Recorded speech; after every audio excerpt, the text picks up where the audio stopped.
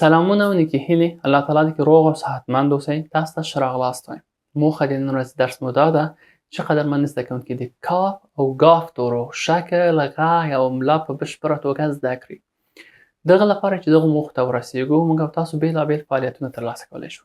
قدرمن ښوونکو، څرنګه چې تاسو په یاد ده موږ لومړي سر درس کې پیژندل کارتونه چمتو کړي ول. اوس د دغه لپاره چې دغه زده کوونکي دغه تورو شکل بلد شي هغه پیژندل کارتونه بیا استفاده کوو. پیژندل کارتو کې د زده کوونکي عکس او نوم و. موږ د هغه پیژندل کارتو منځ څخه هغه چې په کاف او ګاف باندې پیل کېږي هغه اخلو او په تختې باندې چک کوو، نصب کوو.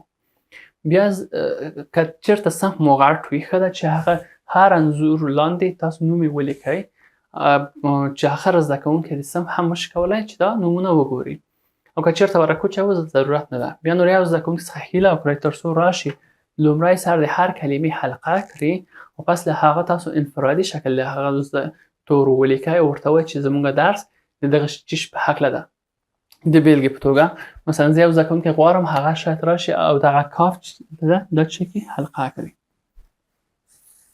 ګاف، نام ګاف. اوس زه انفرادي شکل له حرف مې لیکم داسې.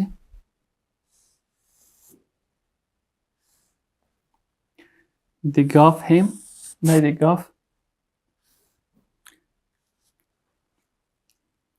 او دا ګلسوم هم چې دا د ګاف.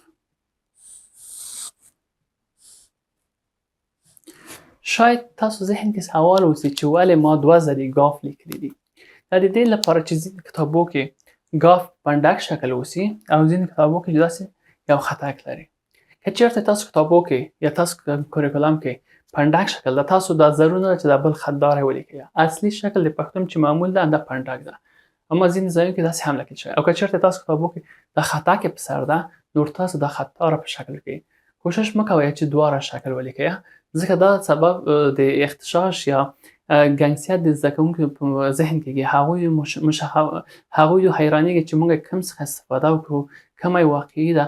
د دغه لپاره موږ تاسو کوشش کوو چې یو څخه چې مرتبط زموږ منطقې یا ساحې یا درس پورې ده هغه څخه چې وکړو ګټه واخلو. قدرمنو ښوونکو، اوس چې زده کوونکي د تورو شکل سره بلد شول دا یو وخت دی چې هغوی د دغو تورو غږ سره هم بلد شي. د دغه لپاره چې زده کوونکي د دغو تورو غږ په خپله کشف کړي موږ او تاسو یو خوا انځورونه چې په کاف او ګاف پیل کېږي هغه نصبوو په تختې باندې او بله خوا چې کاف او ګاف توري لیکو. که چېرې تاسو سره امکانات شته ښه ده چې دغه شیان د یو جدول په شکل نه پرینټ کړئ او هر زده کوونکي ته یې ورکړئ. پس له هغه د هر انځور نوم موږ زده کوونکو څخه پوښتنه کوو، هغوی معمولا موږ ته ځواب راکوي. بیا موږ ډېر ورو یا نرم د هر انځور نوم اخلو او هغوی څخه هیله کوو تر څو موږ ته ووایي چې لومړي سر د هر کلمې کې د کوم توري غږ اوري. د بیلګې په توګه مثلا زه درته وایم چې دا چې شی انځور ده زده کوونکي ماته معمولا وایي چې دا د کور انځور ده. هغوی ته وایم شاباس. کله چې وایو کور که تاسو د څه شي غږ اورئ زده کوونکي معمولا شاید موږ ته ځواب راکوي چې موږ د کاف غږ اورو. بیا پس له هغه زده کوونکو څخه هیله کوي چې تر څو کاف توری په دغه ورقه کې یا راشي د تختې پر سر دا چک کړئ رنګامیزي کړئ داسې. او همداسې بیا ادامه ورکوو چې دا بل انځور څه شی ده. هغوی معمولا تاسو ته وایي چې دا ګل ده. بیا ګل ډېر ورو ورته وایو ګل ګل. بیا زده کوونکو څخه هیله کوو چې کله موږ وایو ګل یا ګ هغوی د کوم توري د څه شي غږ اوري. هغوی معمولا موږ ته ځواب راکوي چې موږ استاده د ګ غږ اورو. بیا ورته وایو شاباس آفرین.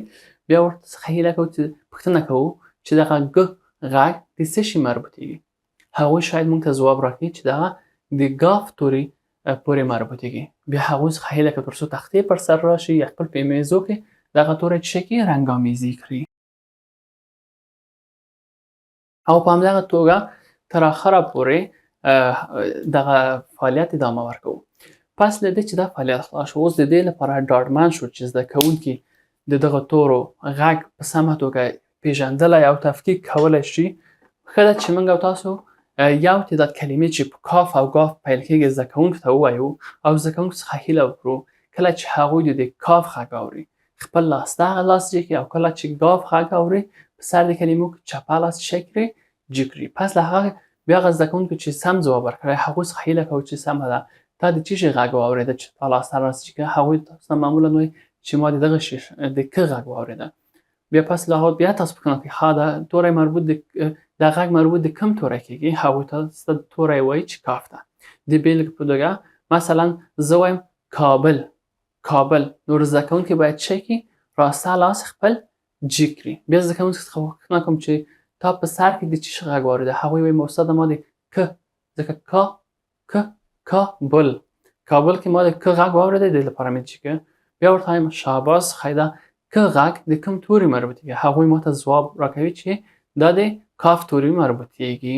او بیا همداسې بیا ادامه ورکوم د ګاف لپاره وایم مثلا ګواښ ډېر ورو وایم ګواښ.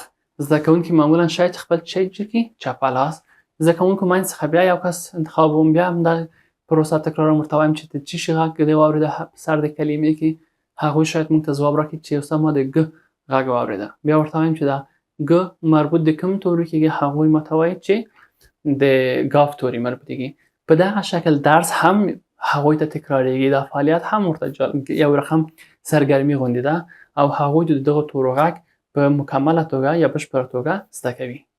قدرمن ښوونکو پس له دې چې زده کوونکي د تورو شکل او غږ سره بلد شول دا یو وخت دی چې هغوی د دغو تورو املا سره هم بلد شي. د دغه لپاره موږ او تاسو توري ډېر ورو تختې پر سر لیکو. زده کوونکو څخه هیله کوو تر څو زموږ لاس ته وګوري چې څه رقم حرکت کوي او زموږ د لاس مسیر د حرکت شکل تعقیب کړي. د بیلګې په توګه زه وایم زده کوونکو ته چې مثلا دغه کاف چې ده داسې یو الف ده یا داسې ب غوندې شکل ده او دلته هم چې ده یو بل خطک ده ډېر ساده. ګاف هم چنانچه دغه کاف غوندې ده داسې الف ده بیا داسې ب غوندې ده بیا کاف غوندې ده چې لري صرف یو پنډک لري. او ځینې ځایو کې چې کاف بل رقم لیکل کېږي هغه توپیر صرف داسې ده الف ده بیا ب غوندې کاسه ده او دلته کاف غوندې ده دلته چې لري زبر. بیا هم وایم دوستانو چې ضرور نه ده چې تاسو دواړو رقم املا زده کوونکو ته کار وکړئ. هغه چې مربوط د تاسو درس یا نصاب ده هغه واخلئ اما اکثره پښتو ځایو کې دغه اصلي څه ده ګاف ده.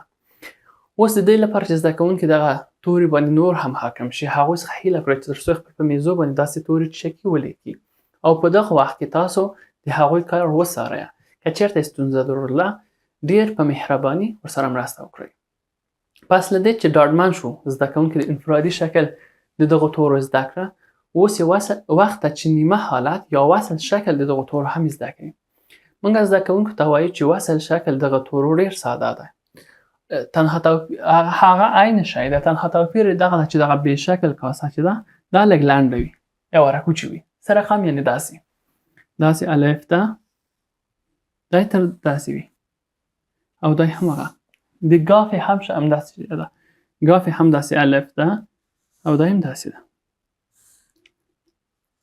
او ځینې ځای کې چې ګاف په دوه زبر په شکل لیکل کېږي هغه داسې الف ده داسې ده یو خط دا یې دوه خطه په شکل ده. د دې لپاره چې زده کوونکي لاس نور هم راوشي او کاف او ګاف نیمه شکل په کلماتو کې لا ښه بلد شي ښه ده چې موږ هغه کلمې چې پکې کاف او ګاف راځي هغه د هغه توري جلا جلا په تختې باندې ولیکو او زده کوونکو څخه هیله وکړو تر څو راشي تختې باندې او هغه توري وصل کړي. یادونې وړ ده چې په دغه کلمې چې موږ انتخابوو دا ډېر ښه ده چې پکې هغه توري اوسي چې زده کوونکي مخکې له مخکې ویلي اوسي. ښه والی دا ده چې هغوی د نیمه حالت د توري مخکې له مخکې بلد اوسي. د بیلګې په توګه لکه کتاب او چرګ دغه ټول توري چې تاسو په دغه تورو کلمو کې ګورئ دا مخکې له مخکې زده کوونکو ویلي دي. او اوس مثلا د زده کوونکو څخه هیله کوو چې راشي دا کلمې چکي وصل کړي. د کتاب لپاره داسې کېږي دا یې کاف دا یې نیمه شکل دا یې ت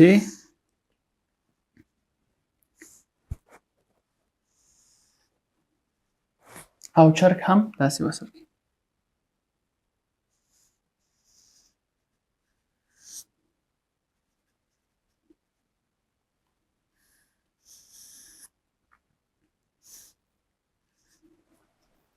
تاسو همداسې دا فعالیت ورسره ادامه ورکړئ او هغه زده کوونکي چې لږ ضعیف دي هغو ته ډېر شانس ورکړئ تر څو هغوی د مهارت لا هم ښه شي. مننه کوم ستاسو پاملرنې څخه. تاسو ته ښه وخت غواړم.